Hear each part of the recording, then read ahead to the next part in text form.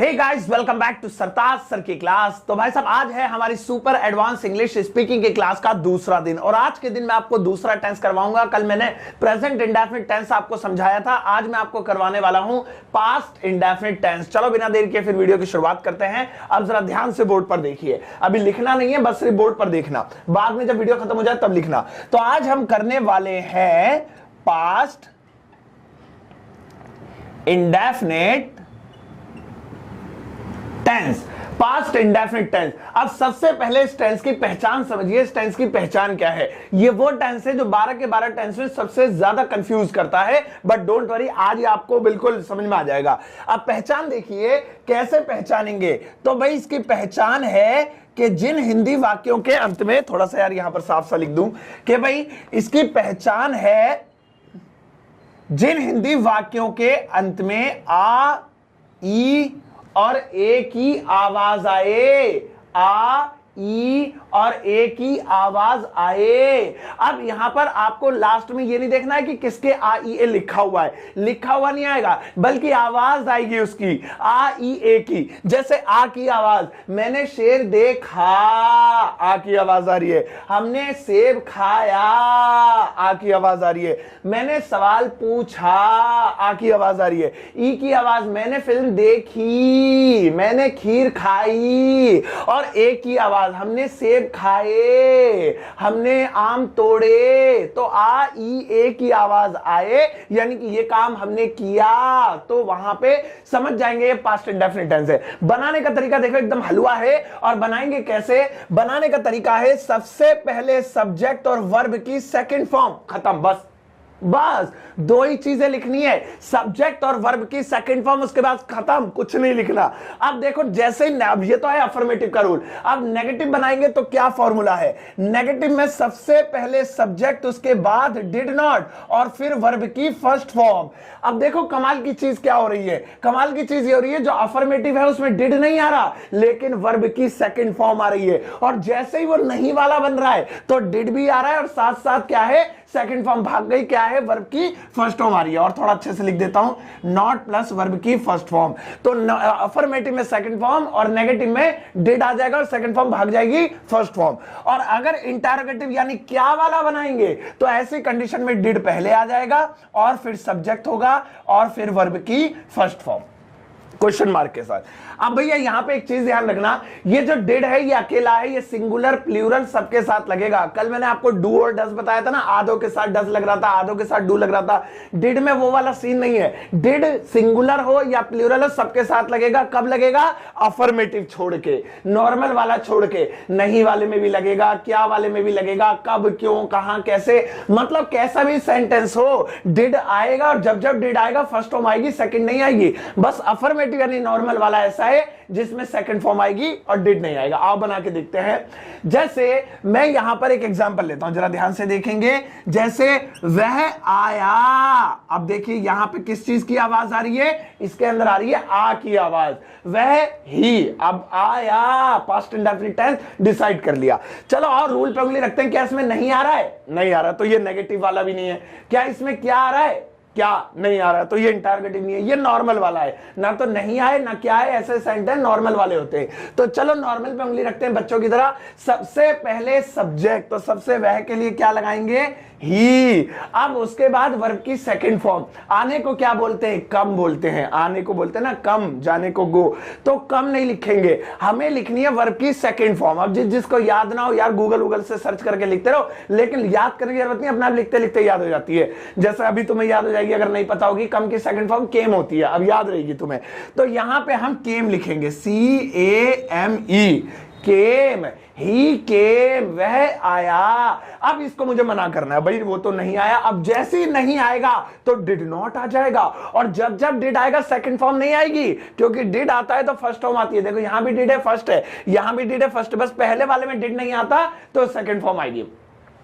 तो मैं अब इसको नेगेटिव बनाता हूं, ही, अब डिड नॉट आएगा, डिड नॉट, और जब जब डिड नॉट आएगा सेकंड फॉर्म नहीं फर्स्ट फॉर्म आएगी, तो कम, ही डिड नॉट कम, देखो हो गया, वह नहीं आया। चलो एक और इसका इंटरोगेटिव बनाते हैं, क्या वह आया, और जब भी क्या आता है तो हेल्पिंग वर्ब पहले आ जाती है। हमने कल डूडस लिखा था तो वो पहले आ गया था, आज डिड है तो पहले आ गया, तो यहां पे हो जाएगा डिड ही कम, क्या वह आया, डिड ही कम। लो जी हो गया, कितना सिंपल है बताओ, बिल्कुल हलवा, एकदम समझ में आ जाना चाहिए।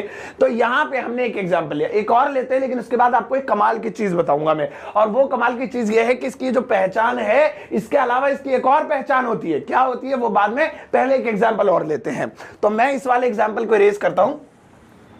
जैसे मेरा एग्जाम्पल है, मान लीजिए यहां पे मैंने सेब खाया, मैंने सेब खाया, या मैंने आइसक्रीम खाई, देखो आ की आवाज आ रही है, मैंने सेब खाया, आ की आवाज आ रही है, तो ये पास्ट इंडेफिनिट हो गया, क्योंकि जिसमें आ ई ए की आवाज आए पास्ट इंडेफिनिट है। अगर ये होता मैं सेब खाता हूं तो फिर ये कल वाला हो जाता, कल जो प्रेजेंट इंडेफिनिट आपको कराया था। तो चलो बनाते हैं, मैंने सेब खाया, मैंने के लिए आई, अब उसके बाद सेकंड फॉर्म, तो सेब की सेकंड फॉर्म लिखें या खाने की, तो उल्टी तरफ से जो चीज पहले आए उसी को लिखना है। तो यहां पर खाया पहले आ रहा है, ये लिखेंगे।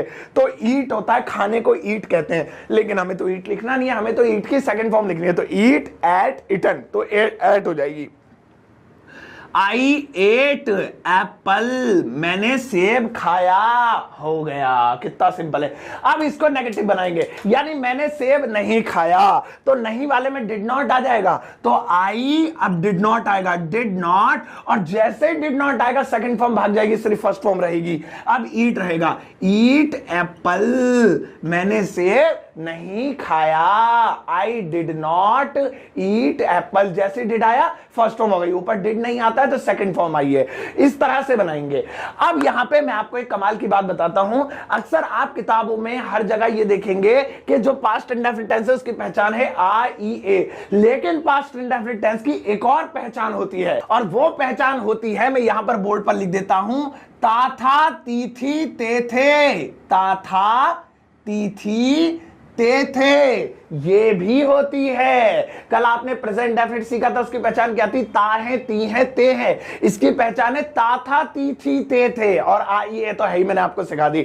आओ अब ता था ती थी पे एग्जांपल लेते हैं, फॉर्मूला बिल्कुल यही लगेगा। एक राजा रहता था, मैं जाता था, हम पढ़ते थे, वह सोता था, तुम खेलते थे, हम देखते थे, ता था ती थी ते थे, सारे वाक्य पास्ट इंडेफिनिट बनेंगे। आओ बनाते हैं, इसको पहले मैं इरेज कर देता हूं, तो यहां पे मैंने कर दिया इरेज। अब मैं एक एग्जांपल लेता हूं, जैसे मैं लिखता हूं, एक राजा रहता था, एक राजा रहता था, देखो बताओ कौन सा वाला टेंस है ये, तो देखिए लास्ट में क्या आ रहा है, ता था, और आपको पता है कि जिन भी हिंदी वाक्यों के अंत में ता था ती थी ते थे आए, वो भी पास्ट इंडेफिनिट होंगे। तो ये पास्ट इंडेफिनिट ही है क्योंकि इसमें ता था आ रहा है। चलो फिर बनाते हैं रूल के अनुसार। सबसे पहले सब्जेक्ट, एक राजा, एक किंग, ये हो गया एक राजा। अब वर्ब की सेकंड फॉर्म लिखनी है, रहता था, तो रहने को इंग्लिश में लीव कहते हैं, हमें लीव की सेकंड फॉर्म लिखनी है, तो अ किंग लीव्ड, हो गया, बस। कहानियों में ऐसे लिखा था ना, a king lived in a jungle, a king lived in a village, एक राजा एक जंगल में रहता था, गांव में रहता था, एक राज्य में रहता था, इसी तरह से आता है। तो एक राजा किंग लीव्ड रहता था, अब इसको मना करेंगे एक राजा नहीं रहता था, अब नहीं वाला बनाएंगे तो वो डिड नॉट आ जाएगा, और जब जब डिड नॉट आएगा तो सेकंड फॉर्म भाग जाएगी, फर्स्ट रहेगी। तो एक राजा नहीं रहता था, अ किंग, अब डिड नॉट आ जाएगा, डिड नॉट, अब खाली वर्ब की फर्स्ट फॉर्म आएगी तो हो जाएगा leave, a king did not leave. इस तरह से आप सोचो कितने सारे सेंटेंसेस बना सकते हो, आ ई ए की आवाज वाले, और ता था ती थी ते थे जिसके लास्ट में आए।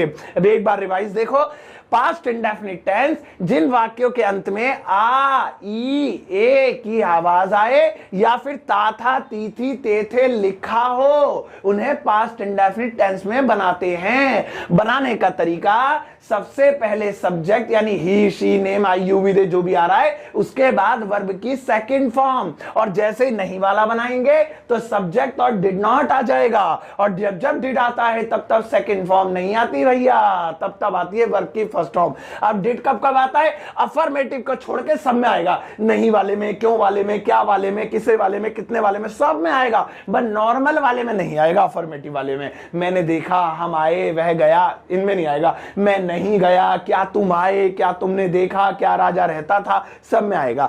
अब मैं आपको यहां पर, चलिए इसको तो आप उतार ही लेंगे, मैं आपको देता हूं 5 सेंटेंसेस जो आपको मुझे घर से बनाकर दिखाने हैं। उन 5 सेंटेंसेस को आपको होमवर्क के तौर पर मैं दे रहा हूं, तो ये आप वीडियो को पॉज करके उतार ही लेना। ये तो अब आपको आ ही गए होंगे, यानी तो स्क्रीनशॉट मार लेना, बाद में उतार लेना। अब आपका होमवर्क है, होमवर्क देखिए जरा ध्यान से, और बनाने कैसे सुनना। होमवर्क ये है, 5 सेंटेंसेस देखिए। वह गया पहला, दूसरा है हम खाते थे, तीसरा हमने पतंग उड़ाई, ई की आवाज आ रही है इसके अंदर। इसके बाद चौथा, राम ने कार चलाई, और 5वां ले लेते हैं, वह बोलता था, था वाला ले लिया।